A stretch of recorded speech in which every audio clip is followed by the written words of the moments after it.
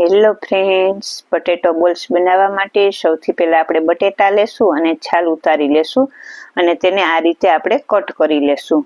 Cut થઈ ગયા પછી આપણે તેને એક તપેલીમાં પાણી ગરમ મૂકીશું અને જે આપણે બટેટા કટ કરેલા છે તેને એમાં ઉમેરી અને તેને બાફી લેવાના છે. બફાઈ જાય પછી બહાર કાઢી લેશું અને તેને મેશ કરી લેશું. મેશ થઈ જાય પછી આપણે તેમાં બધા મસાલા ઉમેરી દેશું અને કોર્નફ્લોરનો પાવડર ઉમેરી થોડુંક તેલ ઉમેરીશું અને તેને સારી રીતે મિક્સ કરી અને ડો બાંધીને તૈયાર કરી લેશું. પછી આપણે તે ડોમાંથી આવી રીતના બોલ્સ બનાવી લેશું અને તેને ગરમ તેલમાં તળી લેવાના છે. સરસ બ્રાઉન કલર ના થાય ત્યાં સુધી આપણે તેને તળી લેશું. તો તૈયાર થઈ ગયા છે મસ્ત મજાના પોટેટો બોલ્સ. મેં તેને ટમેટો કેચઅપ સાથે સર્વ કરેલા છે.